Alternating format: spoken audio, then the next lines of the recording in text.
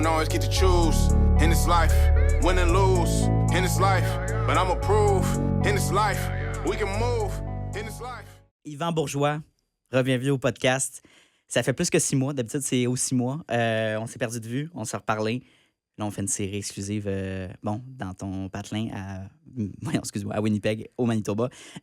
Puis je me suis dit, hey, ça serait cool qu'on fasse justement peut-être un recap de nos 2 semaines et demie ensemble et le projet qu'on fait en ce moment. Puis peut-être aussi pour le futur dans les prochains mois. Fait que je te laisse parler par rapport à ça. OK, moi je m'appelle Yvan, pour ceux qui ne me connaissent pas. Yvan Bourgeois de Saint-Boniface. Ah. Alors, Saint-Boniface, c'est un quartier à Winnipeg, le quartier francophone, on dirait. Oui.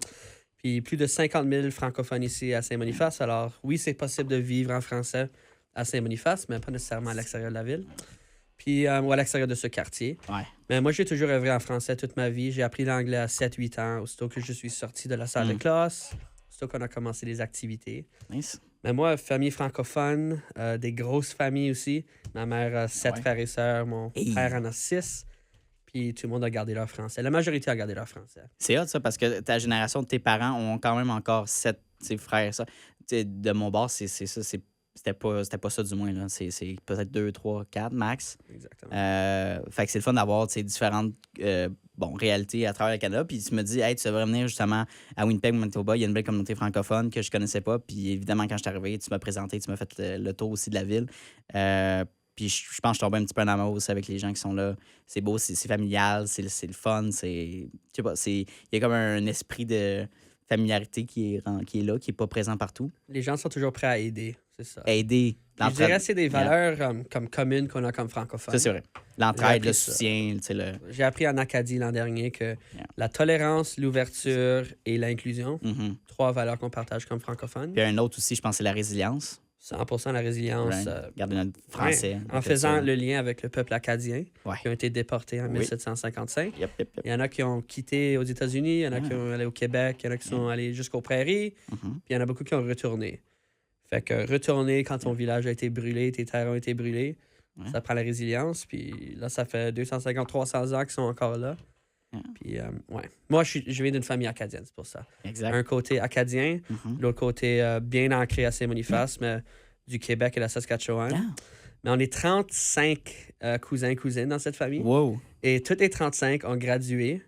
Ça, c'est un accomplissement par lui-même, mais gradué de la DSFM, de la Division scolaire franco-manitobaine. Alors, 35 sur 35, puis je dirais que tout le monde a gardé leur français même certaines années après le secondaire, qui est une bonne chose. Puis, je trouvais ça cool parce que tu m'as invité à ton dernier barbecue familial. Puis je trouvais comme, OK, nice, ça va être. Je sais pas, j'avais peut-être une petite gêne puis une insécurité, mais j'étais comme, tu sais, j'avais déjà rencontré ta mère, ton père. Fait que là, il y avait tes 2 frères.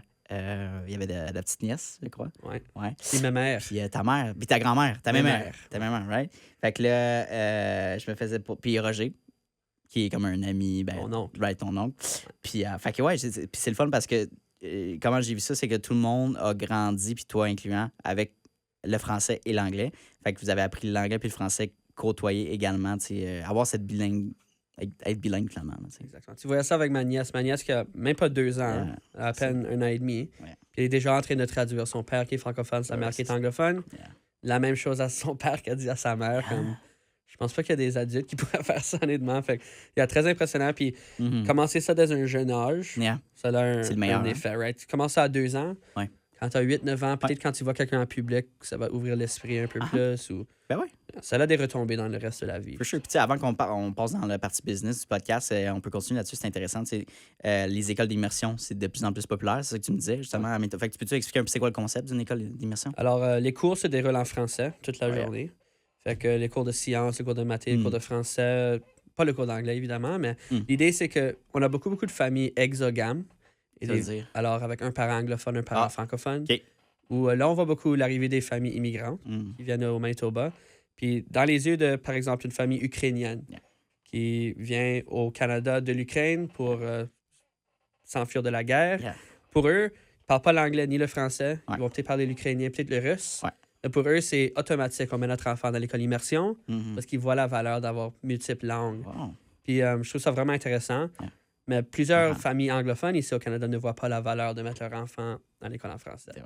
Alors, selon moi, on est au Canada, 2 langues officielles. Si tu connais les deux langues, ça va juste t'ouvrir les portes. Puis ça va de la même manière ceux qui connaissent juste le français.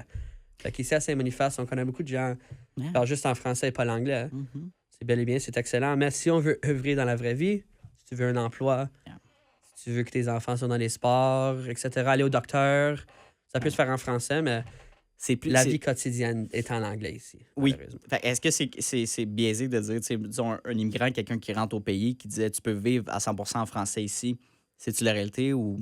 Moi, je dirais non. OK. Non. Il y en a qui disent que oui, mais si tu restes à Saint-Boniface puis tu quittes pas ton Connais ton tu restes rayon au- de 2 km, tu peux être correct, mais Yeah.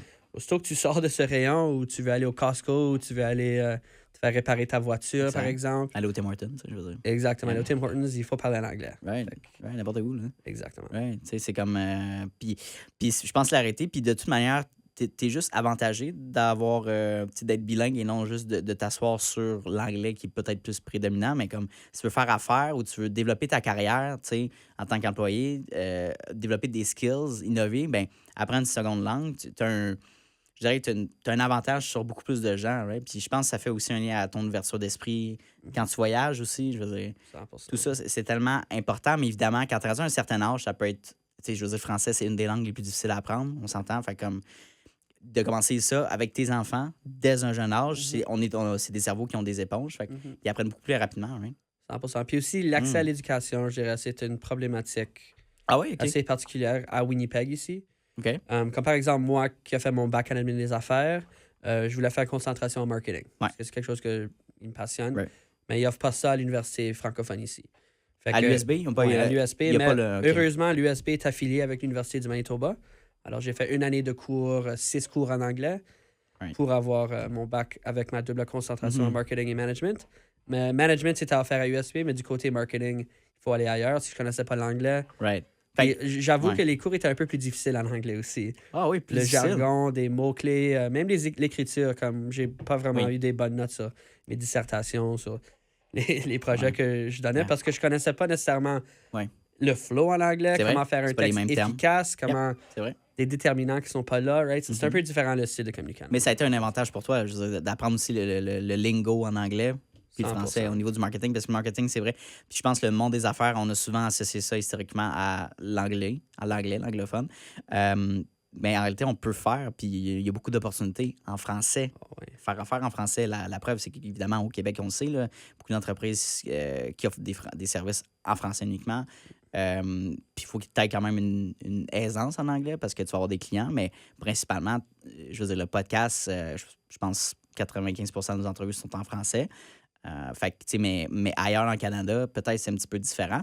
De toute manière, si on met le Canada d'apport, d'apprendre le français, si tu veux, mettons, aller approcher des clients en Europe, la Suisse, la Belgique, la France, évidemment, aussi l'Afrique, je veux dire, c'est des opportunités.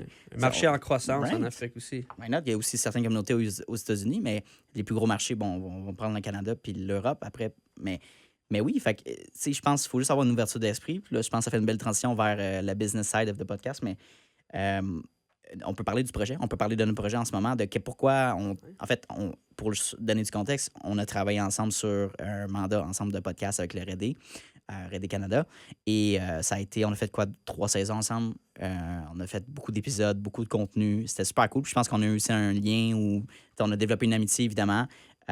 Puis là, on s'est dit, hey, on devrait développer un projet ensemble, right? Un peu la même formule qu'on avait avec les RD, mais à notre propre touche.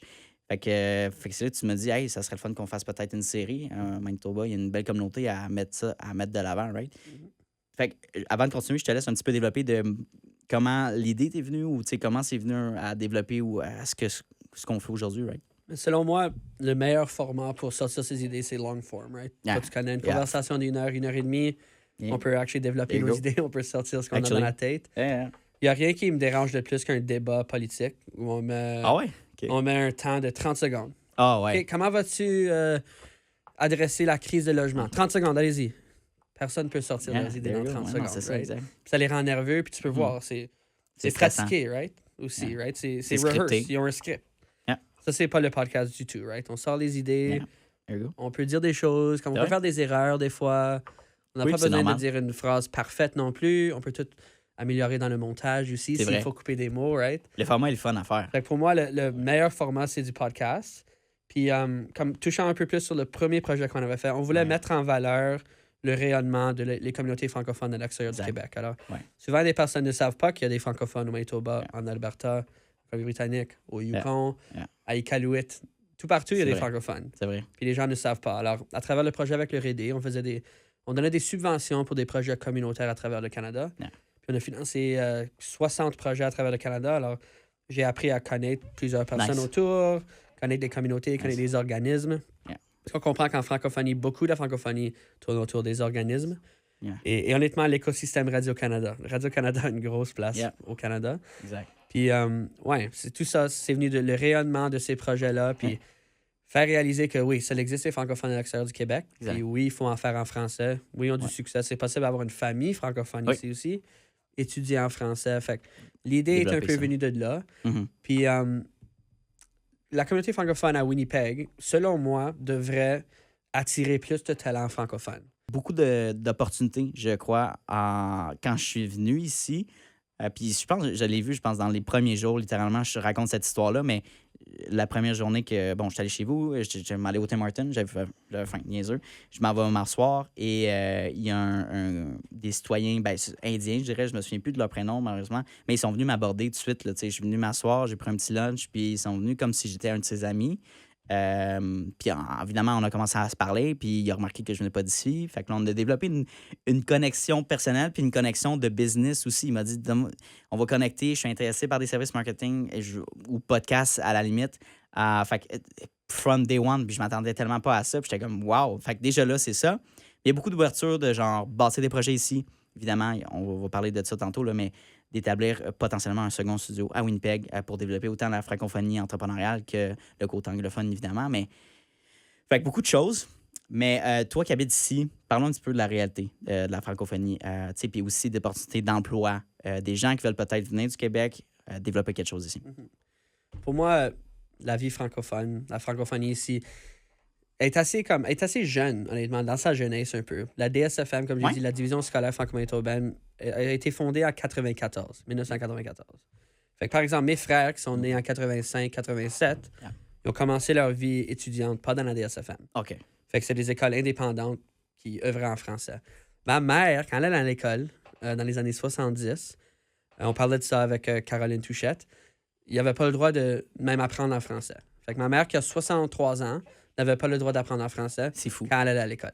Ouais. C'est illégal, right? Ouais, Exactement. c'est ça, exact. Fait qu'aujourd'hui, ces gens-là Malade. sont dans leur soixantaine. Ouais. Moi, je parle à ma mère au sujet de ces histoires. C'est très frais chez nous. Oui. Alors, cette défense de la langue, elle est fraîche. OK. Mais une chose qui me dérange un peu, peut-être, c'est que je dirais que la jeunesse ne fait pas l'effort Mhm. de... Comme, tu dois faire un travail d'extra, te baigner dans la langue Ouais.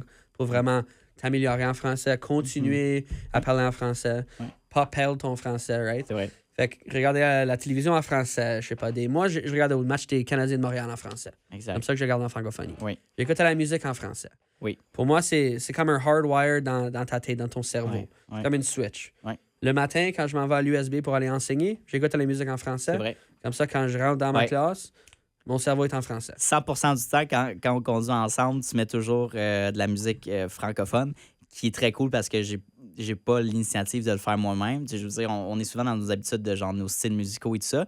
Mais là, je commence à mourir justement tu sais, à des groupes franco-acadiens et tout ça. Le Sale Barbe, je veux dire, c'est nice aussi, québécois.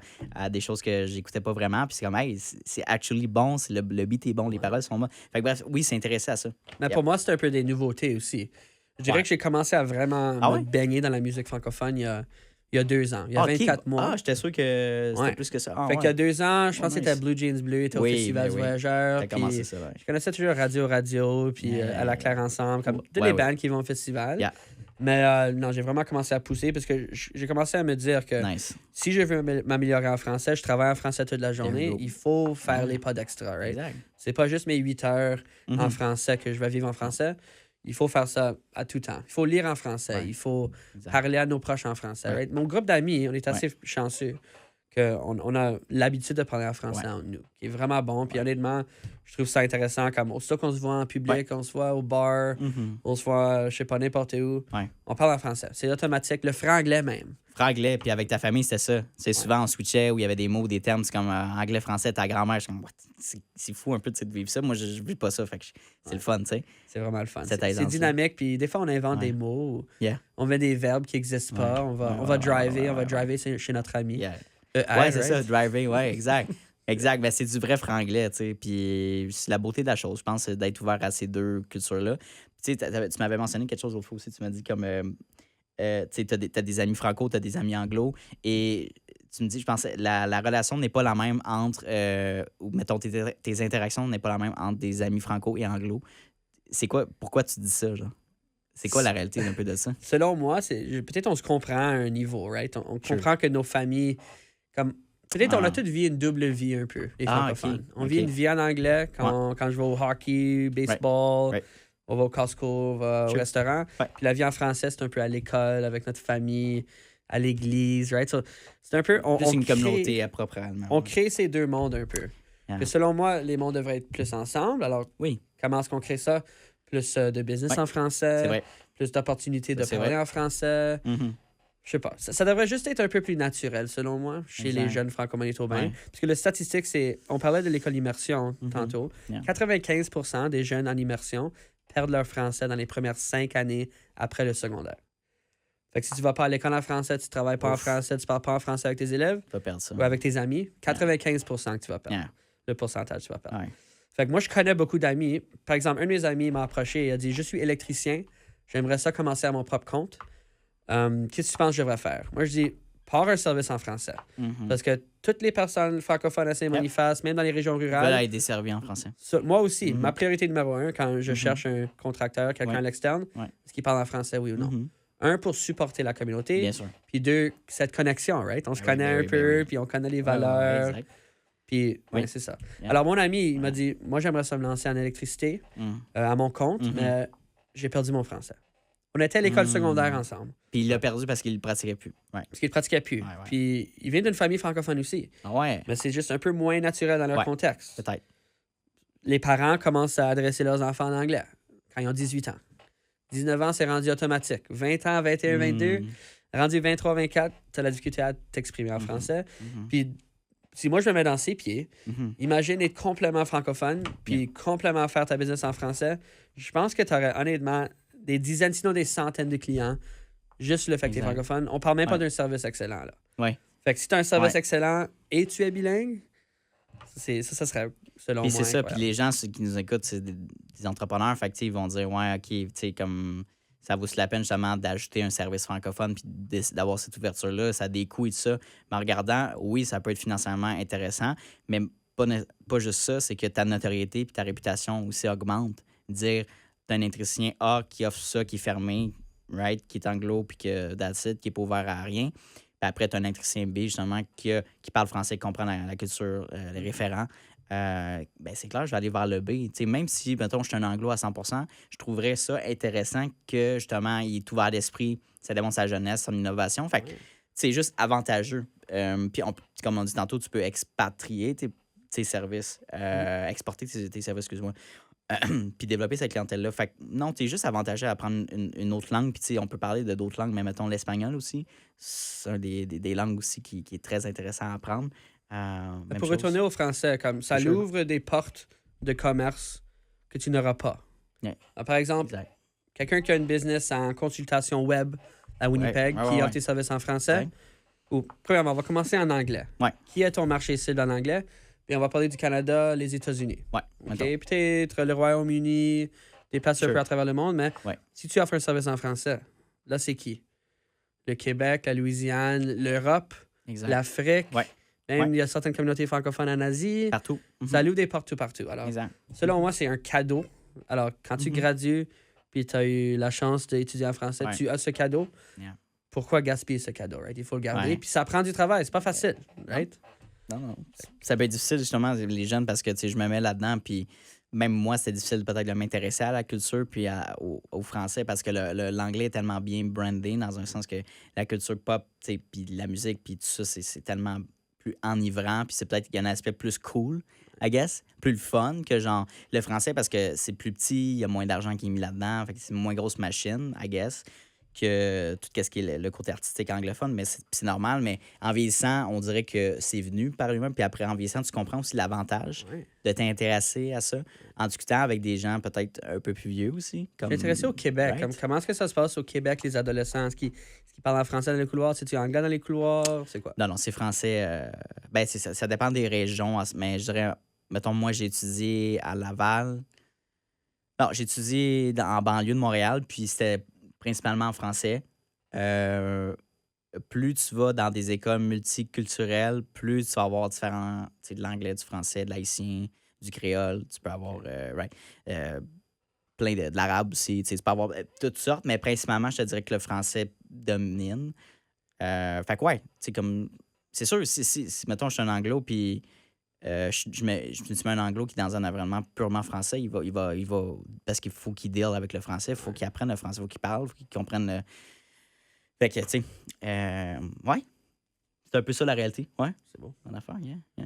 Fait que, parlons un petit peu de notre projet. En ce moment, on est rendu à quoi? 8 entrevues filmées. Ouais, 8 entrevues filmées avec toi aujourd'hui. Demain, on va en avoir 2. Fait qu'avec avec Joël Martine du CPF. Et on a aussi. Toi, tu vas passer au podcast 4 avec micros et un merlot. 4 micros et un merlot de Oui. Caroline Touchet de la radio en vol 91. Elle m'a invité un peu à la dernière minute avant que je quitte parce que je quitte pour moi dimanche. Mais ouais, fait que ça va être le 10e épisode. On va filmer, on va mettre ça dans le drive, on va publier ça. Fait que ça, c'est le fun, c'est une mini-série. Puis tu sais, là, en discutant justement avec Denis Michel de la radio en vol 91, ben, il y a réellement une opportunité aussi d'avoir, tu sais, développé une aile peut-être de podcasting ici. J'ai fait des recherches de mon bord, puis j'étais comme, il n'y en a pas à Winnipeg. Il n'y en a pas de studio d'enregistrement, de création de contenu, de vidéos, de photos, même studio photo. Il faudrait peut-être que je deep down, mais je pense qu'ils sont peut-être pas bien marketés. Anyway, il y a des studios d'enregistrement pour les artistes, pour les songwriters, tout ça, mais il n'y a pas ce que j'offre précisément. Puis au contraire, si je prends mon exemple à Montréal, je l'ai dit dans plusieurs podcasts, il y a au moins 3 studios dans mon bâtiment. Là, fait comme, est-ce que ça devient intéressant de venir ici? Oui, peut-être c'est plus difficile de développer une clientèle, de développer le besoin, mais en même temps, tu as un certain monopole, puis tu deviens innovant, puis tu viens créer, en tout cas, un argument intéressant. Fait que, tu sais, moi, j'ai une mentalité. Face à ça, toi, c'est quoi? Comment tu vois ça, cette opportunité-là? Tu sais, réalistiquement, c'est sûr que c'est pas la beauté tout le temps, là, mais... Et moi, selon moi, ça commence avec la vision de l'entrepreneur ou la Sure. vision de le chef de l'entreprise. Si cette personne Mhm. voit un morceau de contenu comme juste une dépense, Ouais. peut-être ça va être difficile à vendre, right? Mais Ouais. si quelqu'un voit comme l'opportunité de créer la valeur, peut-être créer une Sure. relation, There you go. c'est là où ça Ouais. prend le client spécial, There you selon go. moi. There you go. Puis quelqu'un qui comprend la valeur de comme par exemple, quelqu'un verrait peut-être le setup ici, puis il dirait, tu sais quoi, moi je peux faire ça pour 200$ chez moi. Mm. Je peux acheter 2 micros, puis Mhm. une caméra, mon iPhone, Yep. puis ça serait la même qualité, mais en réalité, non, pas du tout, right? Les gens pensent ça, là. Mais avoir un technicien, avoir tout le setup Ouais. audio, des bons micros, Je suis d'accord. quelqu'un qui fait la gestion, t'as pas besoin de penser même à une seconde, right? Non. Ça, c'est indispensable, selon moi. Ouais. Puis si t'es une grande entreprise qui fait des chiffres d'affaires de, Sure. je sais pas, 1 million, 2 millions, 3 millions, Yeah. peut-être une vidéo ou un podcast va t'amener quelques clients. Exact. Ben, tu sais, je donne souvent l'exemple avec mon client que ça fait 3 ans qu'on travaille avec mensuellement. Puis après 2 ans de posting de capsules, on publie 8 capsules mensuellement. Puis, non, en fait, on en publie 12. Puis ça a pris 2 ans. Puis après 2 ans, il a signé son. Je pense qu'il disait que ça représentait 15% de son portefeuille d'affaires. Wow. Bon, il m'a pas dit les chiffres, mais c'est un gros montant. Mais ça a pris 2 ans. Tu sais, fait comme à quel point tu dis, oui, c'est un investissement, le marketing, c'est du long terme. C'est une game de long terme. Je peux pas te dire, dans 6 mois, tu vas signer ton plus gros client, tu vas avoir X nombre de chiffres d'affaires. Ça serait malhonnête de dire, oui, on espère faire ça, mais la réalité, c'est que ça prend beaucoup plus de temps. Écoute, c'est niaiseux, mais c'est, mettons, on pose sa vidéo, tu as le CEO de l'entreprise 500 qui prend son café, qui tombe sur ta vidéo, qui t'écoute. Hey, il est smart. Mhm. Il a l'air cool, j'aime son entreprise, j'ai besoin de ses services, je vais le contacter, on fait affaire ensemble parce que je te trouvais cool dans une vidéo. Tu as le first contact que tu n'as pas si tu publies pas de contenu. Fait que bref, Le but n'est pas c'est un toujours peu de ça, faire là. une vente non plus avec un morceau de contenu. non, right? non, du tout. C'est mais non. bâtir la notoriété, À certains moments, les gens autour de moi, ils pensent que, OK, il peut bien parler, il peut bien articuler ses s'exprimer, idées. je me vois travailler avec lui. Le Exactement. podcast, c'est essentiellement ça, c'est de me faire connaître aussi, Ouais. dans le sens que je suis professionnel, je publie du contenu constamment, on a une banque d'invités, on a bâti une communauté assez intéressante. Puis c'est un peu ça avec le studio ici, la stratégie que je pense implanter, ça serait, bon, mettons le studio, on fait connaître ma vraie compagnie qui est Vizina Media, qu'on fait une agence marketing, right? Fait que le podcast me permettrait de plus publiciser, créer des connexions avec des potentiels clients, des invités, des business owners, des entrepreneurs. Et après, peut-être d'offrir ce service-là mensuellement, tu sais, mais je suis conscient que je peux pas arriver demain matin, tu sais, puis là, on charge tel montant des clients. Il faut bâtir une communauté ici, il faut bâtir cette loyauté-là. Mais c'est le fun, puis c'est enivrant, puis je suis comme, hey, c'est un beau projet, un beau challenge aussi qui est le fun à faire.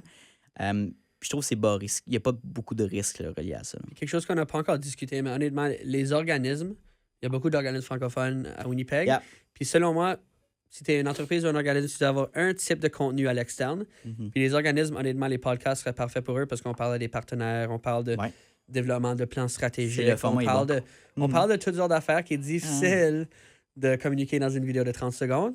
Dans une conversation de 30 minutes, 1 heure et demie. C'est facile. C'est là que tu peux sortir. Alors, peut-être ça serait une bonne clientèle cible, aller chercher les organismes. Ouais. Un peu comme ils font Redé maintenant avec Parlons Franconomie, qui font une vraiment bonne job. Mais on a fait ça comme le projet qu'on a travaillé au Redé, c'était sous forme de saison. Ça pourrait se faire comme ça aussi. On te book 2 jours dans le studio, tu fais tes 12 épisodes, puis là, tu as ton contenu pour un épisode par mois. Aussi simple que ça. Mais pour moi, les organismes ont un gros potentiel là-dedans. Les entrepreneurs, on comprend, c'est beaucoup de fast, short forms qui vont aller chercher l'attention. Exact. Mais les organismes n'ont pas nécessairement cette pression de revenus. C'est pas vraiment les vues, là, je pense pas. C'est pas les vues qu'ils vont chercher, c'est les bonnes vues chez les organismes. C'est ça, les bonnes vues. Les décideurs, les personnes qui... Les donateurs, right? C'est pas n'importe qui va donner $1 million, mais les organismes, ils vont chercher ces gros poissons qui vont donner $1 million. Ce qu'ils vont voir, j'imagine, c'est la qualité du contenu, la vidéo. Est-ce que le message est intéressant? Est-ce que c'est bien présenté? Puis après, même si la vidéo a 200 vues, on s'en fout un peu. On ne regarde plus. Même, je te dirais que mes clients actuellement, je leur dis le même speech. Pas parce que tu as 200 vues que tu vas pas avoir des clients. C'est pas parce que tu as 100 000 vues que tu vas avoir plus de clients non plus. C'est vraiment, ça revient, c'est dumb-down, là, mais ça revient à qu'est-ce que tu dis dans ta vidéo. Puis évidemment, il y a toujours des manières de faire exploser ta vidéo. Si c'est ça ton objectif, change ton hook, mets un son au début, bang, mets une image qui frappe, des lumières, des sound effects. Il y a toujours une manière de le faire, mais si ton but, c'est de bâtir une réputation, de mettre du contenu de qualité, quand ça pas la tête, t'es pas obligé d'avoir un montage vidéo de crazy, de fou. Fait que bref. Fait que oui, c'est ça, tu sais. Puis j'ai l'impression que ici, bâtir une business versus, mettons, dans des plus gros centres comme, mettons, Montréal ou Toronto ou Vancouver, mettons qu'on prend ça, ça prend un petit peu plus de travail pour bâtir cette loyauté-là, se faire connaître dans la communauté. Et donc, juste arriver puis genre, hey, let's go, big shot, là, ça marche pas de même. Là. Comme on a appris, les gens sont cheap à Winnipeg. Bargain City, c'est un autre concept. J'ai parlé avec Nicolas tantôt, puis il m'a dit oui, 100%. C'est très vrai. Les gens, on peut compter cette histoire-là qu'il m'a conté. Il y avait un dollar store. On est plusieurs dollar stores. Puis à un moment donné, il avait fait une promo à 88 sous plutôt que $1 tous les produits. Hein? Wow. Là, tout le monde se pitchait dans le magasin puis achetait. Genre, il y avait une madame qui avait acheté 100 cartes pour 88 sous. Ça, c'était un bon deal. Puis là, c'est un bon deal. Mais là, c'est ça l'histoire. 100 cartes de bonne fête puis de remerciements. Puis il avait arrêté la promo 2 semaines après. Puis la madame, elle se pointe au magasin 2 semaines après. Puis là, elle a pensé que c'était 88 sous. Fait qu'elle se prend 100 cartes. Elle va à la caisse. Puis elle est prête à payer.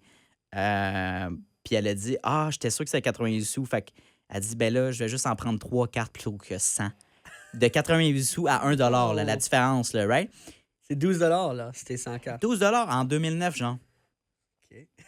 So, fait que là, j'étais comme, ouais, OK. Fait que ça en dit beaucoup quand même. Mais je comprends en tant que consommateur d'avoir cette mentalité-là, mais si tu as cette mentalité-là en tant qu'entrepreneur, de vouloir couper les coins ronds, c'est pas la bonne mentalité, je crois. Puis d'investir justement dans son marketing, ça peut avoir l'air justement comme jeter de l'argent par la fenêtre, mais c'est un investissement à long terme. Comme quand tu as lancé ton entreprise, tu ne savais pas, tu avais plus de chances de foirer que d'avoir des clients. Fait que c'est un peu la réalité, je crois. Là, mais... Puis on a parlé un peu de cette raison. Pourquoi est-ce qu'on est Bargain City? Ben, on n'a pas la vraie réponse, mais selon moi, c'est parce que l'argent, c'est difficile à faire ici. Right. On va pas gagner... Il n'y a pas beaucoup d'emplois, c'est ce que tu veux dire? Mais l'horaire, le taux d'horaire minimum, c'est 11,50 ou $12 maintenant, je pense. Ah ouais, Fait c'est pas comme. En Alberta, c'est 22, 23, 24, 25, 26. C'est beaucoup. Ah, ça, je pense que le salaire minimum était comme 16$. Fait que si tu travailles au Tim ouais. Hortons, tu fais 11,50. 12-13 Ah, l'heure. je savais pas, OK. Ouais. Si tu travailles un plein 40 heures par semaine, ton chèque est 900 par mois. Par chaque Fait que 2 si tu semaines. te bases là-dessus. Alors, c'est difficile à faire l'argent. Moi, je me souviens, mon premier emploi que j'ai commencé quand j'ai travaillé à Niagara, le club de golf, je faisais 10,50. Mm. Fait que 10,50, c'était le salaire minimum. Puis je me souviens, j'avais travaillé un plein 40 heures pour 2 semaines de fil. Première été à travailler, j'avais 16 ans. J'étais tellement excité. Mon chèque, Yeah. 800 Je pensais que j'étais riche à 800 Ouais. Mais j'avais pas de loyer, j'avais pas de vraies dépenses. Puis ça, c'est 1600 par mois. Ouais, Je quand dirais t'as pas que de c'est dépenses, impossible de t'es bien vivre payé. comme ça aujourd'hui. Non, c'est C'est, pas comme un Impossible. studio, même 1200, 1300 par mois. Fait que moi, je comprends pas comment certaines personnes vivent dans le climat actuel. Ouais. C'est pour ça qu'il faut avoir 2-3 jobs, puis être créatif sur ce revenu, des investissements, Oui. des prêts bancaires. side jobs, sideline. honnêtement. Puis c'est pour ça que les gens essayent d'avoir des bargains ou de dépenser moins, ça fait du sens. Puis, tu sais, anyway, si on regarde le coût de vie au Canada, ça reste qui est plus élevé que nos salaires. Ça ne suit pas, c'est difficile pour tout le monde. Mais peut-être que les salaires ici sont moins élevés, puis ça dépend. Là, mais tu sais, au Québec, je pense qu'on a la mentalité de dépenser beaucoup plus que regarder ce qu'on fait, puis de profiter de la vie. On s'en est parlé déjà, tu sais, d'aller au restaurant, faire des sorties, des activités, des voyages, tout ça. La carte de crédit, on y va, puis on l'utilise. Tu sais, mais peut-être ici, c'est un petit peu. On a plus peut-être peur, justement, de la dépense, de la carte de crédit, puis d'investir, tu sais, right? C'est aussi la nature des gens. Beaucoup des familles comme deuxième, troisième génération, c'est des comme des grands-parents étaient des fermiers la majorité du temps. Ouais, c'est ça. Moi, ma grand-mère, elle a 95 ans, puis elle est encore en train d'écrire toutes ses dépenses dans son calepin. J'ai riais l'autre jour parce qu'elle écrit Comptabilité, les dépenses? 40 sous. J'ai acheté quelque chose au Dollar Store. $1, j'ai acheté un paquet de gomme. Elle a 95 ans. Hein. Right. Est-ce que tu as Mais- besoin de faire ça, right? T'es rendu là. Exactement. Fait que c'est encore sa mentalité-là. Puis, for sure. comme je sais que ma mère, même, ils ont grandi sur la ferme. Yeah. Puis elle me disait des histoires comme ma mère à 5, 6, 7 ans, elle allait chercher les poules. Puis il dégorgeait les poules. Puis il mangeait chaque partie de la poule. Même Yeah, il jetait rien. Yeah. comme les plumes, il gardait. Puis les intestins. Puis Ouais. il mangeait tout. Yeah. Fait que ça, c'est une mentalité qui est assez fraîche des années 70. Fait que Ouais, c'est vrai. c'est pas difficile ou c'est difficile à briser ses habitudes. Même en 2025, je vois encore ma mère, elle a certaines petites Tendance comme ça. des hein. tendances comme Right. ça, ou je sais pas, comme on va sauver un 10 ici, mais en même temps, tu vas au restaurant puis tu dépenses un 30 facilement, Yeah. right? So, Yeah. faire ce bargain-là. Une fois, j'étais au Costco avec mes cousins. C'est drôle, on était en train de s'assiner sur un contenant de hummus. OK. Puis on planifiait un gros souper avec Ok. plusieurs personnes. Yeah. Fait que, est-ce qu'on va acheter le hummus, oui ou non? C'est 6 d'extra. On s'est assiné pour 2-3 minutes. Un contenant de hummus, là. Ouais. Ouais, d'un mus, OK. Mais là, quand on est rendu à la viande, puis quand c'était le temps d'acheter comme un tenderloin ou un steak, on n'hésitait pas. On les lançait tous, puis c'est des steaks de comme 20-30 $.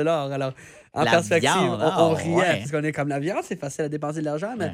quand on parle de le hummus, là, c'est difficile à C'est dépenser bizarre. 6 Ben, c'est parce que c'est leur intérêt, leur priorité, I guess, là, un bon morceau de viande. mais avoir cette mentalité-là, comme on vient juste de s'assiner pour 10 minutes, puis Ça ça fait n'a pas de bon aucun sens. effet, le 6 Ça fait sur pas de bon le- sens. le reste. Right. Ça fait mal drôle. Pour ce genre de dépenses-là, j'essaie de pas trop me casser la tête. Tu sais, c'est comme. Tu sais, il y a certaines choses comme la nourriture. Je suis comme, tu sais, je veux, mettons, acheter des produits de qualité. C'est important pour notre corps et tout ça. Après, voyager, je trouve que ça, c'est une autre forme aussi de bonnes dépenses. Je dis pas. Le seul hic avec ça, c'est que si tu t'apprêtes à voyager et tu n'as pas de l'argent dans ton compte pour le rembourser, ou si tu roules par de carte de crédit, attends de voyager. Ou tu sais, un char, c'est un bon exemple. Si tu n'as pas l'argent, tu achètes un char. Mais voyager, c'est pas cher non plus, T'es honnêtement. pas obligé de non plus. Ça, c'est un mythe que les gens ils doivent. Genre, ça coûte cher voyager, là. Ouais. Mais ça coûte cher vivre chez nous. Comme honnêtement, j'ai été au Mexique il y a quelques mois, Yeah. puis je regardais mon budget. J'ai dépensé moins d'argent au Mexique avec mon hôtel, avec tout, que j'aurais dépensé à Winnipeg juste en vivant ma vie quotidienne. Sérieux. Fait que c'est tout relatif Wow. aussi. Comme... Ça dépend de ce que tu fais. Tu vas pas dans un resort, tu choisis tes Airbnb, tu choisis tes places. Fait que, tu sais, c'est intéressant. Mais ça coûte pas nécessairement plus cher. Ouais. Puis mes habitudes de consommation, comme exactement, je suis très minimaliste. Ouais. Puis comme je mange un repas par jour, Yeah. je pense pas vraiment à trop que je fais. Je Yeah. vis heure à heure. Mais sauf tu manges si j'ai pas des un repas par rendez-vous. jour pour sauver de l'argent non plus. C'est parce que c'est ton mode de vie. Puis Ouais, t'es chill avec ça, honnêtement, right? Je dirais que c'est les deux, sauver l'argent et mon mode de vie. OK. Puis le fait que je suis juste comme. Moi, je veux pas causer des problèmes n'importe où que je vais. Moi, Qu'est-ce je veux que tu veux juste. Je suis easy going, on est correct, oh, je suis good, je suis correct. Puis si mon cerveau est occupé, mon corps, il va être correct aussi. J'ai appris ça. Mais qu'est-ce que tu veux dire, causer des problèmes? On va pas causer des problèmes, mais comme. par exemple, je suis à la plage. Yeah. Comme je vais profiter de la plage pour 2-3 heures. Je vais Oh, pas yeah. aller me promener, prendre un dîner pour 1 heure Ah, et retourner à la plage. Yeah, pour yeah, moi, yeah. rester à la plage, c'est correct. Right? Tu vis le moment, là. Je suis correct avec le Exact. minimum, puis je vis le moment. I Exactement. get it. Même si Puis je pense que mon corps, Mhm. comme, je sais pas, il faut s'entraîner le corps aussi. Mon père a toujours été comme ça. Moi, je suis de la même manière. Je pourrais manger une pizza Excel, Yeah. pas de problème, mais je pourrais Exact. aussi pas manger de la journée. Je serais correct aussi. Mhm. C'est juste mon cerveau. Il C'est faut que je mental. garde mon cerveau, exactement. C'est mental parce qu'en réalité, on est programmé, notre société, on s'est programmé pour manger 3 repas par jour, mais est-ce que tu sais, le matin, tu as vraiment faim ou c'est une habitude? Là, tu sais, comme... Selon moi, c'est la propagande de les Yeah. grosses compagnies de céréales puis les grosses compagnies sure. qui veulent que Le bon t'achètes. petit déjeuner, right? Hey, des Exactement. céréales, y a-tu quelque chose de moins nutritif que ça? Là, Mais chaque corps est différent, comme on sait. Yeah, Right? Comme exact. certaines personnes ils ont un mot de thé s'ils ne mangent pas le matin. Puis c'est correct, c'est Sure. la façon Yeah. que leur corps fonctionne. Mais selon moi, l'eau est incroyable. Ah, Si tu bois 1 gallon par jour que tu es supposé, Yeah.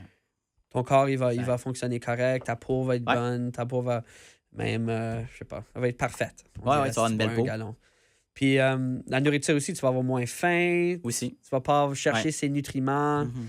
Alors selon moi, l'eau, c'est la clé de la vie. Je trouve qu'on travaille bien ensemble, puis il y a une chose évidemment, on soupe ensemble, puis on habite ensemble. Là, tu m'aménages littéralement chez vous, puis je Oui. l'apprécie, puis c'est très gentil. By the way, j'adore. Puis je me suis dit, hey, ça serait nice que tu t'impliques un petit peu plus. Puis dans l'esprit de revenir ici, puis faire une autre série de podcasts, je me suis dit, j'ai besoin d'aide pour setter des meetings, faire de la vente et tout ça. Je peux pas me dédoubler puis faire autant pour le studio de Montréal que le studio ici. C'est impossible. On a tous un temps humain. Fait que je me suis dit, ben, comme ça serait nice que, tu sais, on commence à en faire ensemble des meetings. T'en as déjà fait un cette semaine. Ça s'est super bien passé. Noura était vraiment, by the way, elle m'a envoyé un petit message. J'ai adoré ma discussion avec Yvan. Puis là, je suis comme, ben, parfait, on va en faire d'autres, right? Fait que là, un de tes mandats, I guess, c'est oui, d'aller chercher peut-être des programmes avec des organismes, des subventions par rapport pour développer ça, mais aussi de setter des meetings pour des podcasts ici à Winnipeg, puis trouver des invités, puis faire ces rencontres-là, puis faire des meetings de vente finalement. Parce qu'évidemment, pour les gens qui ne savent pas, nous, comment on fonctionne pour le podcast, c'est qu'on produit 8 capsules, c'est 800 $ par podcast, puis toi, tu prends une cote par rapport à ça sur chaque vente. Fait que là, je me suis dit, ben, toi, ça pourrait aller te chercher un petit sideline, puis développer peut-être ton côté encore plus entrepreneur. So, je suis juste curieux un peu, c'est quoi ton appréhension de ça? Comment tu vois ça? Est-ce que tu vois ça? Comment tu veux te développer là-dedans? Selon moi, c'est comme.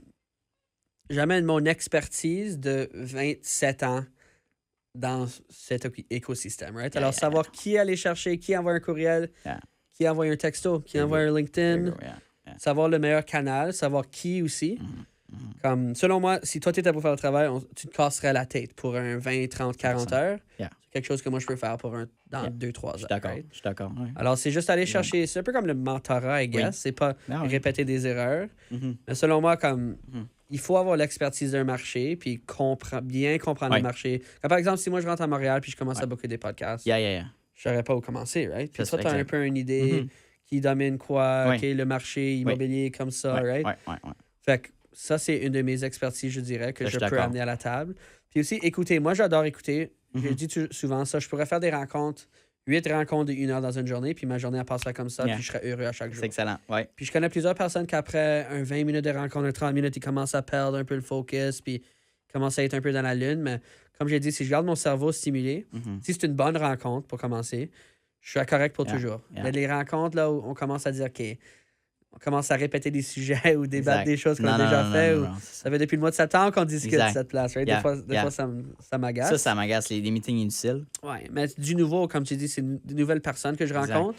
Savoir un peu c'est Yeah. quoi leur vision, qu'est-ce que tu aimerais mettre Oui. en avant, quels sont tes points de différenciation chez Mhm. les autres. Mhm. Puis juste apprendre aussi des autres industries. Comme, Ah-ha. par exemple, avec Noura, on parlait de se programmer le subconscient. Exact. Le C'est coaching. quelque chose que je ouais. connais rien, Yeah. mais voir cette approche, puis Oui. qui elle cible, quelle sorte de personnes qu'elle veut travailler avec, je trouve ça vraiment intéressant.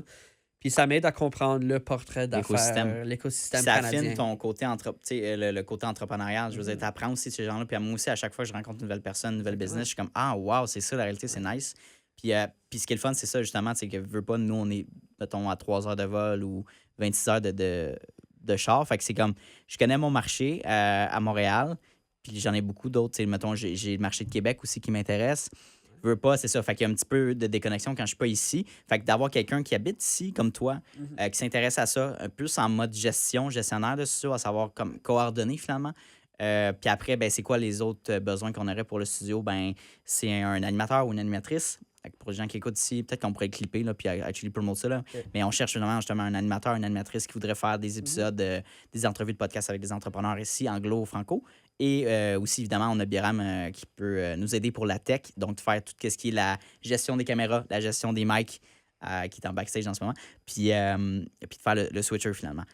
Fait que ça, c'est un peu les besoins qu'on a au niveau de l'équipe de montage. Évidemment, ça, c'est l'idée que tu as amenée, c'était le fun parce que c'est juste de centraliser le montage parce que des monteurs vidéo peuvent travailler de partout dans le monde.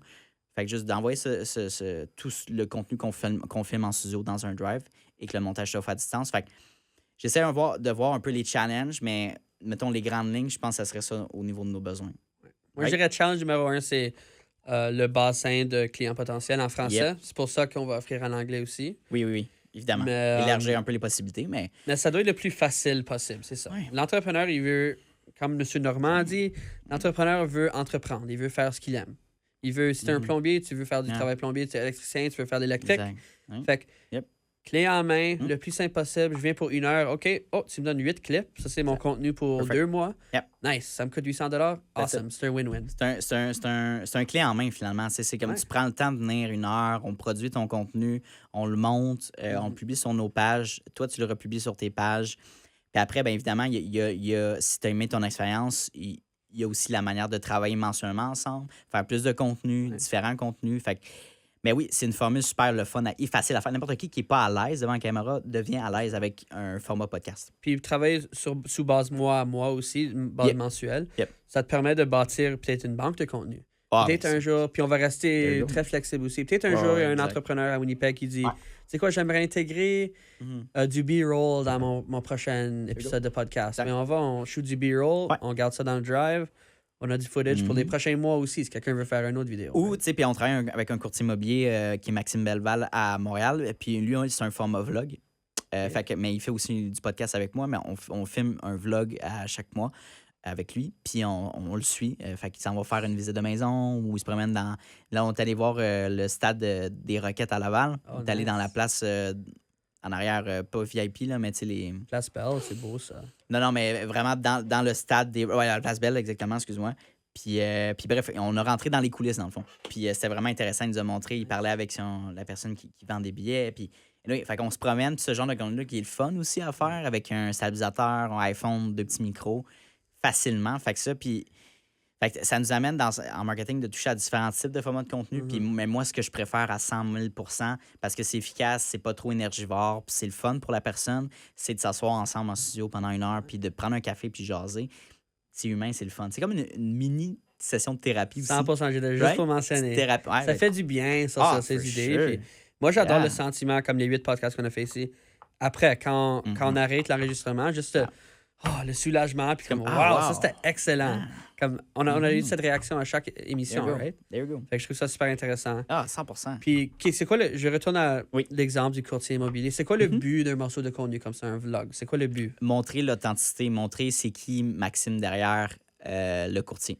Alors, penses-tu que Maxime, es-tu à l'aise devant la caméra ou est-il nerveux? Il était nerveux au début. Très nerveux. Ouais. On l'a mis en contact. Au fur et à mesure qu'on en fait des podcasts et des vlogs, il devient une machine. Il est tellement à l'aise devant la caméra. Mais au début, c'est ça, on l'a mis en contact avec un spécialiste du langage, de la communication, pour bien prononcer, bien communiquer, être efficace. Parce que souvent, on tombe dans nos habitudes où on explique un peu trop notre sujet. Puis moi aussi, dans mes podcasts, des fois, je suis un peu là-dedans. Mais ouais, il a fait cette rencontre-là avec... C'est Patrick Chouinard, justement, qui fait du voice-over pour des films. Très cool, le mec. Et là, écoute, à force qu'on fait des shootings, c'est rendu un naturel. Il est tellement bon. Puis il est le fun. Tu sais, c'est ce genre de clientèle-là qui est le fun à travailler avec. Puis t'as hâte de faire un prochain shooting. C'est pas une corvée. Fait que bref, on en veut plus de gens de gens de même. Puis qui voient aussi la valeur dans tes services. Et non, on dit, s'il faut que je dépense ça, whatever. Non, c'est le fun. Puis on veut en faire plus. Fait que, puis lui, il doit aimer ça, voir l'amélioration en lui-même. Ça doit être motivant. Puis de travailler avec toi. Les bons commentaires, puis la communauté qui. Tu sais, là, il va se faire interviewer par TVA Nouvelles. Wow. Non, j'étais ici. C'est pendant que j'étais ici. Fait que, il s'est fait interviewer par TVA Nouvelles, justement, par rapport à son vlog, le courtage immobilier. Wow. Mais c'est fou, tu sais. Puis il n'y a pas des 100 millions de vues sur sa chaîne YouTube, là. Mais c'est parce qu'il fait quelque chose que les autres ne font pas. Ouais. Right. Tu sais, je faisais le marketing pour un gars qui gère les finances, un homme qui gère les finances ici à Winnipeg. OK. Puis c'est drôle, il me disait, à chaque fois que je vais en public, quelqu'un mentionne ma vidéo, mon contenu, ou je sais pas, des fois c'est comme Sally se Chris. moque de lui un petit peu, comme, hey, tu parlais de Sally l'autre jour, Oui. voici. Mais en même temps, Oui. top of mind, right? Aussitôt qu'on pense où est-ce que je vais donner mon argent, où est-ce que je cherche un gestionnaire, c'est lui qui vient à l'esprit. Un ami en souper te dit, je cherche quelqu'un pour gérer mon argent. Qu'est-ce qu'il va regarder? Celui qui est top of mind, right? Fait que c'est tout un gros casse-tête. Les gens, des fois, ne comprennent pas le casse-tête. Tu sais, puis je pense que le contenu, si t'en fais pas aujourd'hui en 2025, c'était hier, fallait que t'en fasses. T'es déjà en retard. Il n'y a pas de... Potentiellement, t'es too late. Puis je pense qu'il y a beaucoup d'entrepreneurs à un certain niveau qui se disent « J'ai pas de clients à travers mes réseaux sociaux, c'est des niaiseries, c'est inutile. » Si tu veux faire perdurer puis faire ton transfert d'entreprise, puis tu vas aller chercher une génération, veux pas, les boomers vont partir éventuellement. Donc, qui va prendre le relais? C'est les milléniaux, les Gen Z. Puis qu'est-ce que font ces gens-là? Ils sont sur leur fucking cellulaire. Fait que si tu vas aller chercher les intéressés, c'est pas sur un banc de parc, c'est pas sur un billboard, c'est pas à la télévision, c'est pas à la radio, c'est sur TikTok, puis YouTube, puis Instagram. Mais idéalement, le numéro 1, c'est Bouchard. Ouais, au début, oui. Au début, je suis d'accord. Comme ça que tu bâtis ta clientèle. Mais après, si tu veux solidifier ta clientèle, aller faire de la rétention, bâtir une nouvelle communauté, il faut que tu te mettes en ligne. T'as pas le choix. Et surtout, mets-toi avant et non de dire, mettons, je sais pas, je vends des sofas. Tu peux en poster une fois de temps en temps des nouveaux sofas, mais il faut pas que ça soit 100% de ton feed. Là. C'est plate. Là. Ou genre, t'as un rabais cette semaine. No one cares. Là. Yeah, c'est vrai. Fait que, parle un peu de toi. Puis avoir le bon type de contenu. Comme je regardais une page médias sociaux il y a quelques jours, puis c'était quelqu'un qui faisait la promotion en 2022 d'un service 50% de rabais, puis il mettait le prix. $600. OK. Aujourd'hui, on est en 2025. Elle vend le même paquet, $1,200. Fait que là, tu commences à donner des questions, comme le consommateur. Où va les $600 d'extra? Je suis pas certain, mais peut-être que ça vaut la peine de supprimer le post que tu as fait en 2022. Sinon, moi, je le mentionnerais pas du tout. Moi, je ne mettrais pas de prix du tout sur les médias sociaux. C'est une compagnie ici? Oui, c'est une compagnie de consultation. Mais juste pour dire que moi, j'éviterais les chiffres 100% sur la page. Tu touches pas, non, tu mets pas ça Puis là-dessus. tu touches pas jusqu'à temps que tu es dans la réunion 1 à 1, puis tu vois la réaction un peu, puis... Non. Il faut bâtir une relation de confiance un peu aussi. Puis je l'avais essayé, veux pas, cette technique-là, avec les Facebook Ads, de promote l'offre de $800, 8 capsules. Puis je l'affichais vraiment, tu sais, comme package, 800. Ça n'avait pas autant de retours. J'avais eu comme 2-3 demandes, mais c'était pas sérieux. Puis c'était... T'as pas besoin de mentionner ton prix. Les gens vont t'approcher, puis ils vont dire « Parfait, peu importe ton prix, parce que j'ai pu développer cette connexion-là avec les gens. À force de créer du contenu, de publier fucking 30 capsules par semaine, ou une vingtaine, t'as pas le choix de démarquer. Là. Comme ça vient par lui-même. Mais ouais, fait que ça prend du jus de bras, puis ça prend une équipe aussi. Je peux pas dire c'est tout moi qui fais. Là. Oublie ça. Là. J'ai des monteurs, je m'occupe de mes invités, puis de setter ça, mais on a une équipe qui permet de publier autant de contenu aussi. Fait OK, moi j'ai une question pour toi. C'est qui l'invité parfait pour ton podcast? Des rames, toi. Non, l'invité. Ben, qu'est-ce que tu veux dire, l'invité parfait, mettons? Comme le profil d'invité parfait. OK. Quelqu'un que tu aimerais discuter avec pour 4-5 heures, si possible.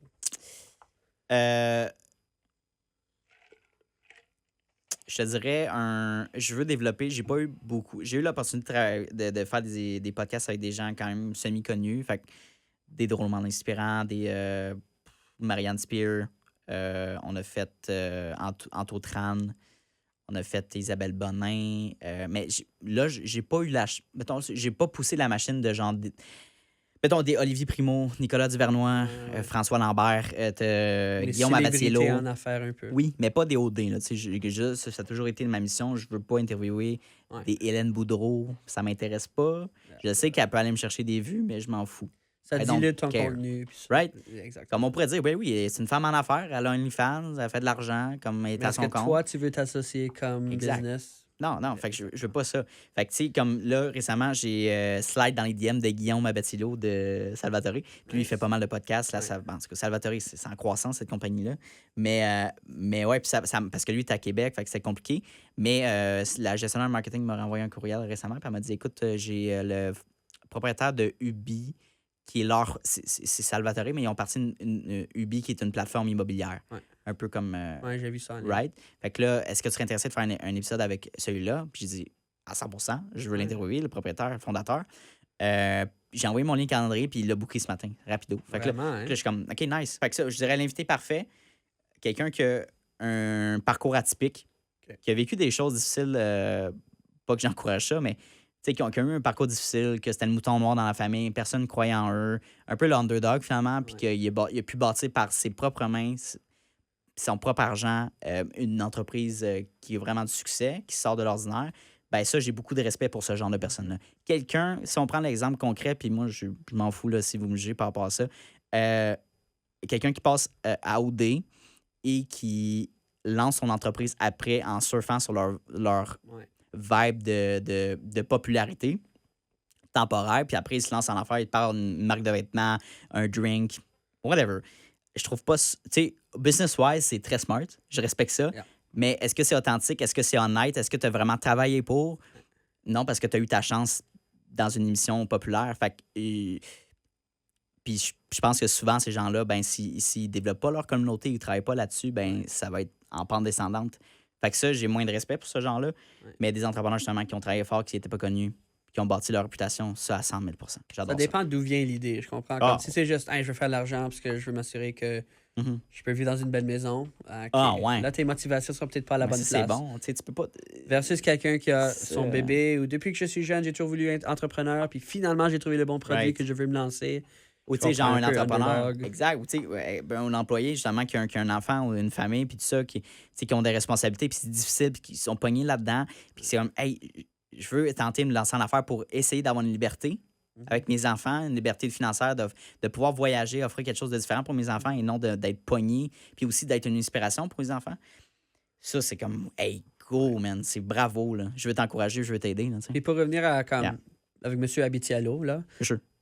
Est-ce que tu aurais été prêt, avant tes 300 épisodes, de passer l'entrevue à quelqu'un fameux comme ça? Ou comme toute ta formation des 300 épisodes, là, t'es beaucoup mieux placé, là? Je te dirais que, ouais, 100%. J'aurais été pas assez à l'aise de... Probablement que j'aurais shoot my shot, mais j'aurais chié un petit peu dans mes culottes de savoir est-ce que je vais bugger, je vais savoir perdre mes sujets. Mais là, rendu aujourd'hui, je te dirais que ça me fait même pas peur, tu sais, mettons, j'ai l'opportunité de parler avec M. Legault. Pas que ça va être un day-to-day, évidemment, c'est un plus gros épisode, mais ça ne va pas me stresser nécessairement parce que la personne n'est pas là pour te piéger. Ouais. On est là pour discuter ensemble, avoir du fun. Fait que, mais c'est sûr qu'à force de faire, on est rendu à quoi, 250 entrevues, une affaire de genre enregistrée. Je veux pas, ça vient naturellement. Puis, même à ça, comme ton langage corporel, comme. Selon moi, tu t'assieds avec M. Legault il y a 2 ans, on est comme ça. On est nerveux. On est nerveux, t'es la feuille. On est tense. Versus aujourd'hui, salut, on est ici pour une conversation informelle. Puis, ça prend des répétitions pour avoir la confiance.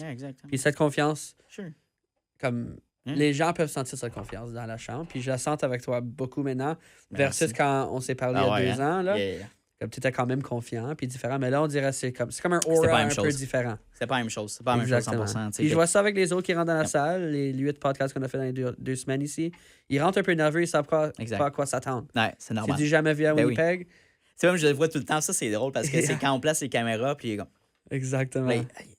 Là, je fais quoi, là, tu sais? Puis comme un 10 minutes un peu awkward. Ouais. Là, on s'assoit, puis on commence, puis les caméras n'existent plus. Je savais pas qu'il y avait des caméras ici. Mais là, les gens ont peur un peu, puis c'est pour ça que j'ai toujours une question casse-glace. Là, j'ai une première grosse question très difficile. Oui. Pense-y. Puis là, des gens, qu'est-ce que t'as eu des bons laughs avec ces là, c'est une question niaiseuse, mais genre, à chaque fois, ça fait, tu sais... Fait que c'est juste de détendre l'atmosphère. Puis, tu sais, honnêtement, tu te lèves le matin, tu m'en vas faire un podcast, c'est le fun. Là, je m'en prends un café avec un ami, c'est le fun. Là. Puis en plus, d'être capable de monétiser ça, c'est un peu un rêve que j'ai pu faire. Fait que genre, let's fucking go. Je dis pas que c'est facile, puis que c'est facile everyday, puis que ça va bien, mais comme overall, je suis bien content. Là. Être entrepreneur, c'est pas facile, comme tu disais. Je pense que tu parlais à une classe de secondaire. J'ai vu cette vidéo. Être entrepreneur, tout le monde pense c'est la meilleure chose au monde. Tu vas gagner des chiffres d'affaires, mais c'est la merde au début. C'est vrai que c'est pas facile, c'est isolant aussi. C'est dans les tranchées. Puis, mais si, mettons, je sais pas, mettons, je me projette dans 10 ans puis que je vais me lancer une autre entreprise, ça va être 10 fois plus facile d'être rentable. Au début, moi, ça a pris 5 ans avant que je sois rentable, que je puisse vivre de ça. Ouais. Ben, j'ai dû apprendre beaucoup de choses, là, comme juste niveau financier, niveau épargne, niveau marketing. Comme il y a trop de choses que quand tu te lances un peu dans le vide puis que tu n'as pas un bon entourage ou quelqu'un qui te guide là-dedans, ou d'éducation, même si tu as un bon entourage, ça peut être difficile. Puis ça peut être démotivant quand je sais pas, tu vois, mettons, tu as X nombre d'argent qui rentre, puis après, tu as X nombre d'argent qui sort. Puis comme, il me reste juste ça, genre, pour la quantité d'efforts que j'ai fait. Les taxes aussi. Et les taxes, l'impôt, genre, c'est ça. Quand tu commences à faire un certain montant d'argent, si tu comprends pas la fiscalité ou tu sais comment tu peux, mettons, sauver l'impôt dans le sens que tu ouvres des REER, un CELIAP, tu investis ce montant d'argent-là, tu as des crédits, tu sais, d'impôt. Fait que c'est tout ça, mais veux pas, c'est de l'apprentissage. Comme je te disais, moi, ça a pris 5 ans avant que je puisse comprendre un petit peu plus la game, comment ça fonctionne. Puis la meilleure façon d'apprendre, selon toi, c'est comment? Moi, je te dirais, si j'avais à refaire, mettons, mon 5 ans, j'aurais mis plus d'argent de côté pour me permettre de faire plus d'erreurs, genre, puis que je sois moins stressé peut-être les premières années quand, mettons, j'étais arrivé en appartement, j'avais mon char, puis toutes ces dépenses-là. Fait que je te dirais comme mettre plus d'argent de côté. Puis, I guess que, genre, mettons, le marketing t'intéresse, va travailler 1 an dans une agence marketing comme employé. Oui. Prendre le lead sur certaines discussions, sur certains projets. Propose-toi. Puis après, fais des contacts dans cette industrie-là. Quitte l'agence marketing. Porte-toi à ton compte. Puis peut-être recontacte ces clients-là que tu as déjà travaillé dans le passé qui veulent changer d'agence. Sois pas malhonnête puis dis je te vole ton client. Là. Mais aie cette confiance-là, cette expérience-là. Tu vas savoir comment, mettons, une caméra fonctionne, comment un micro fonctionne, qu'est-ce qui peut ne pas fonctionner, qu'est-ce qui peut briser. La gestion aussi à l'interne de l'équipe. Tout ça, j'aurais dû l'apprendre, mais moi, j'étais un peu dans la vie. Je suis comme, on l'essaye, on va l'apprendre sur on the go, mais ça crée des situations que c'était un peu malaisant, des failures un peu. Fait que je te dirais, t'es mieux d'être mieux préparé que pas assez. C'est un peu ça. Et aussi l'accès à des mentors. Yeah, for sure. Ah, les mentors, parce que j'ai même pas mentionné ça, mais c'est exactement. Les mentors, juste aller prendre des formations. Ouais. Évidemment, là, pour finir là-dessus, parce que c'est quand même nice, il faut parler de toi. T'es professeur à l'USB. Oui. Right? Tu travailles pour CPF, Canadian Parents for French. Fait que c'est le fun que tu puisses faire les deux aussi. Puis je suis curieux, avant qu'on finisse, la dernière question pour toi, ça serait comme comment tu adoptes ton mentalité entrepreneuriale en tant qu'employé, en tant que salarié? Comment tu adoptes ça ou tu veux développer ça, je dirais? Je vais commencer ici. Un peu 2 volets de ma vie. Okay. L'enseignement, puis je suis directeur de communication à Canadian Parents for French. Alors, on comprend que le monde est en train de s'adapter à tous les jours, à toutes les semaines, à tous les mois. J'essaie d'amener cette mentalité-là dans mes cours un peu. Alors, moi qui œuvre dans le domaine, j'envoie des courriels à chaque jour, je book des rencontres, je travaille avec des partenaires, je cherche des nouveaux partenaires, je recrute. On recrute pour le conseil d'administration, on fait toutes sortes d'affaires. Mais là, quand je rentre dans mon cours, j'utilise des exemples de vraie vie, puis très modernisés aussi. Alors, je connais des profs qui parlent encore de grammaire, le Becherel. Parle encore de, je sais pas, comment envoyer un bon courriel bien structuré, une lettre, comment écrire une lettre de motivation. Mais en même temps, aujourd'hui, beaucoup de business se passe sur WhatsApp, beaucoup de business se passe dans les DM, se passe dans un peu des manières un peu inconventionnelles, des 5 à 7, des choses comme ça. Fait que j'essaie d'adapter mon message le mieux que possible, dire que ça se peut que vous envoyez un DM à quelqu'un, comment dire un bon message dans 2-3 phrases, right? There you go. Fait que j'essaie de un peu adapter les différents contextes. C'est pas juste un one size fits all, spécialement en 2025, pas du tout. Puis mon style d'enseignement aussi, j'essaie de l'adapter. Fait que des vidéos, des podcasts, même des extraits de podcasts. Moi, je suis toujours en train d'écouter en français et en anglais, les 2 langues. Puis ouais, j'essaie de juste amener mon approche humaine aussi dans la salle de classe. Alors, peut-être être un peu plus tolérant, peut-être avoir la vision pour la famille. Beaucoup de mes élèves ont des familles, ont des enfants, des différentes religions aussi. On comprend qu'il y a certaines fêtes des religions qui sont très importantes, que peut-être on ne célèbre pas au Canada, mais chez eux, sont très importantes. Alors, c'est très important de valoriser cela. Des différentes cultures, juste avoir l'esprit ouvert. Puis moi, ma ligne que je dis au début du cours, c'est on est tous sur la même équipe. Vous voulez avoir une bonne note? Moi, je veux vous donner une bonne note. C'est pas facile d'avoir une bonne note, mais il faut travailler fort, puis il faut être sur la même page. Alors, c'est ça que j'essaie d'amener l'aspect humain le plus que possible dans l'enseignement. Puis je comprends qu'on fait pas tout l'apprentissage dans la salle de classe. Alors moi, je veux vraiment créer cette base d'apprentissage. Comme ça, quand on rentre à la maison, quand on rentre dans une réunion, quand on rentre dans notre premier stage, on a faim, on veut apprendre. Puis on a réellement appris et retenu l'information. Parce qu'il n'y a rien qui m'agaçait le plus, c'est quand j'étudiais jusqu'à 2 h du matin pour un examen, puis j'ai tout mémorisé. Je fais mon examen, j'ai pas dormi la soirée juste pour faire l'examen. C'est juste toute la mémoire. Puis là, je vais me coucher, je prends un bon nap l'après-midi, puis le lendemain, tu te réveilles, puis tu n'as rien retenu. Ouais. Ça, c'est pas le but dans mes cours. Non. On va voir quelque chose 1, 2, 3, 4, 5 fois. Vous allez le faire de manière participative. Peut-être un travail d'équipe, peut-être une présentation. Yeah. Beaucoup de différentes approches visuelles et écrites. Yeah. Comme ça que le but, c'est de retenir l'information. C'est ça qu'on veut. J'adore. Écoute, on est vraiment un petit peu serré dans le temps. Fait que je vais le poser. Prends 1 minute. Oui. À 27 ans, parce que tu sais, on a 2 questions à la fin, là, mais je vais t'en poser une des 2. Oui. OK? À 27 ans, j'ai 25, tu as 27. Ça serait quoi ta vision de succès? Comment tu vois ça aujourd'hui? Là? La liberté. Moi, je dis la liberté du temps, liberté d'expression, liberté financière. Yep. Selon moi, c'est ça la clé du succès. Si tu n'as pas à regarder combien que ça coûte quelque chose ou si quelqu'un te demandait, veux-tu venir au chalet demain, puis tu n'as pas à regarder à ton horaire, selon moi, ça, c'est la vraie richesse, le vrai succès. Puis, juste connaître ta prochaine question. Si j'ai à donner un conseil à un jeune Yvan, je dirais, sors de ta zone de confort le plus que possible. Ah oui, OK. Puis Wow. sortir de ta zone de confort, c'est une bonne chose. Actually, yeah. Fait que moi, naturellement, j'ai toujours fait ça, sortir de ma zone de confort. C'est Puis, vrai. mais j'ai jamais vraiment vu la vraie valeur. Mais la valeur, c'est quand tu es devant une foule de 300 personnes, puis tu n'as pas de script. Mm. Il faut improviser. Yep. D'où vient cette confiance? Mais c'est peut-être ton voyage que tu as fait au Mexique, ou C'est le vrai. voyage que tu as fait Oui. au BC, où tu étais inconfortable, où tu savais pas quoi faire, mais tu vas comme trainer ton Oui. cerveau un petit peu à être prêt dans cette situation. Right? Peut-être figure out aussi, trouver des... Ouais, 100%. Trouver des solutions. Comme trouver des solutions à n'importe quel problème. exact. Ça, c'est un talent par lui-même. Ouais. Trouver une solution. Beaucoup Ouais. de gens, ils vont baigner dans le problème, puis ils vont rempirer leur situation parce que Oui. le problème est immense, c'est immense. C'est comme un trou. On Exact. continue de Creuser l'entrée. agrandir le trou, Sure. mais le but, c'est de sortir du trou. Right? Ouais. Puis tu sais, c'est quoi, faut que tu fasses. Mais des fois, c'est mentalement, tu penses que c'est très difficile ou tu as peur de la réaction de l'autre. Puis non, faut juste que tu te mettes dans le bain. Puis la meilleure chose que tu peux faire quand tu as un problème, c'est d'aller chercher de l'aide aussi. Tu as des gens autour de toi qui peuvent t'aider. Tu n'es pas tout seul là-dedans. 100%. Fait que, Yvan, ça a été un plaisir, un part 2 incroyable. Faut faire ça plus qu'une fois ou 2 ans. Mais pour vrai, c'est nice. Puis anyway, on travaille ensemble de plus en plus. Puis j'adore notre cohésion ensemble. Je trouve qu'on se comprend sur plusieurs Ouais, choses. c'est le fun. Thanks, man. Les francophones, hein, on se comprend. Hey, insane. Merci encore. Merci. Hey, salut, ça fait déjà la 2e fois qu'on se voit dans cette même vidéo-là. Donc, merci de ton attention, puis merci de ta discipline, parce que c'est un mince pourcentage des gens qui sont capables d'écouter du début de l'épisode jusqu'à la fin.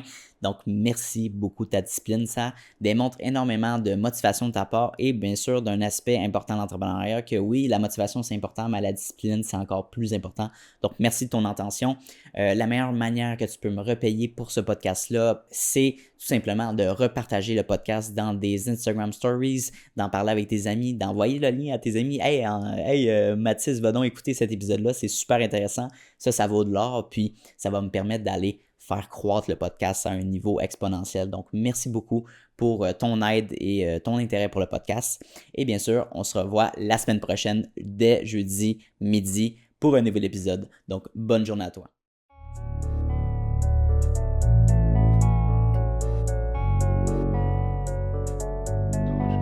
You don't always get to choose in this life, win and lose in this life.